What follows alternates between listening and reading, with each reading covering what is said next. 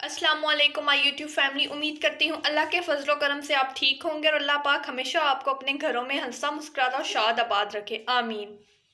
आज मैं बनाने जा रही हूँ भिंडी गोश्त, जो इंतहाई लजीज बनती है और ये गर्मियों की सब्ज़ी है और हमारे घर में बहुत ज़्यादा पसंद की जाती है। तो चलते हैं अपनी रेसिपी की तरफ। इसके लिए मैंने हाफ़ के जी बकरे का गोश्त लिया है और हाफ़ के जी मैंने भिंडी ली है। सबसे पहले मैं गोश्त को बॉईल करूँगी अलग से। मैंने इसको अच्छे से वॉश कर लिया है। अब इसको मैं प्रेशर कुकर में डाल दूँगी और थोड़ा सा पानी ऐड करके मैं वेट लगा दूँगी। 6 से 7 मिनट तक मैं इसको रखूँगी।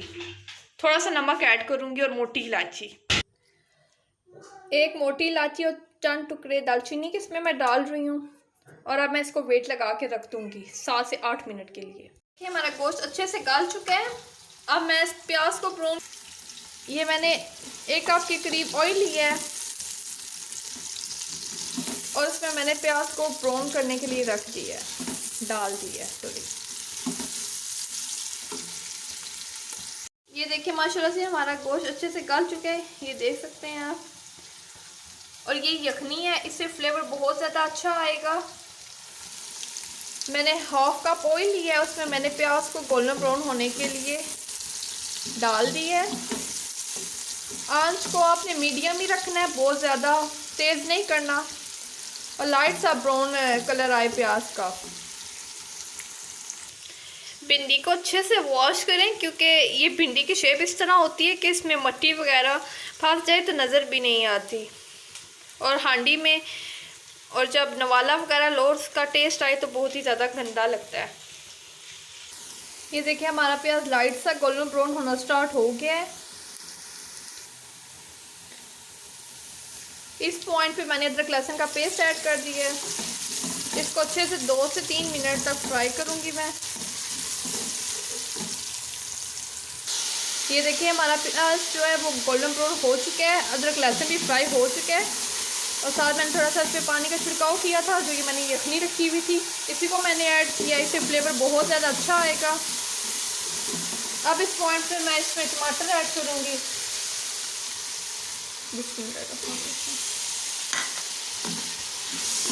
मैंने 3 अदर टमाटर लिए हैं। आपको अगर मसाला ज़्यादा पसंद है तो आप इससे ज़्यादा ले सकते हैं। आप अपने हिसाब से भिंडी की मिकदार के हिसाब से इसकी क्वांटिटी को बढ़ा सकते हैं। थोड़ा सा इसमें मैं पानी ऐड करके इसको कवर करके 4 मिनट के लिए रख दूंगी, ताकि टमाटर अच्छे से सॉफ्ट हो जाएं। ये देखिए हमारे टमाटर अच्छे से सॉफ्ट हो चुके हैं। अब इसमें मैं स्पाइस ऐड करूँ। 1 चम्मच नमक, आप मिकदार को कम या ज़्यादा कर सकते हैं अपने हिसाब से। 1 चम्मच लाल मिर्च, आप जितना स्पाइस पसंद करते हैं आप उस हिसाब से ऐड करें। अच्छे से मिक्स करें। चौथा हिस्सा हल्दी का। हल्दी बहुत ज़्यादा ऐड नहीं करनी, इससे फ्लेवर बहुत अजीब सा आता है।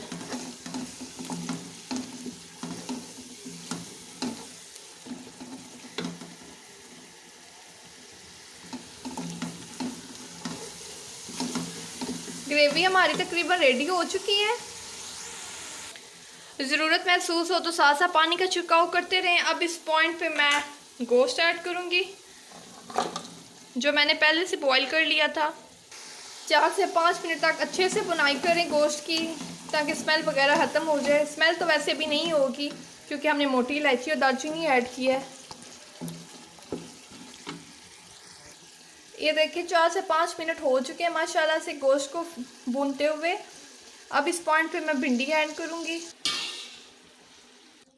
ये देखें भिंडी को मैंने अच्छे से मिक्स कर लिया, ताकि सारा मसाला अच्छे से भिंडी के साथ लग जाए। 4 से 5 मिनट तक मैं भिंडी को फ्राई करूँगी, मतलब भूनूँगी। 4 से 5 मिनट तक मैं भिंडी को भूनूँगी और इसके बाद मैं दम लगा दूँगी। भिंडी बहुत आसानी से गल जाती है। ये देखिए माशाल्लाह से हमारी भिंडी कितनी ज़बरदस्त लग रही है, ग्रीन ग्रीन। आप ये ज़रूर बनाइएगा, मुझे बताइएगा कि आप फ्राई करके भिंडी बनाते हैं या इस तरह।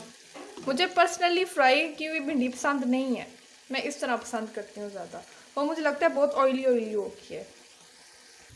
अब मैं इसको कवर करके 4 से 5 मिनट के लिए रख दूँगी, दम में ये गल जाएंगी।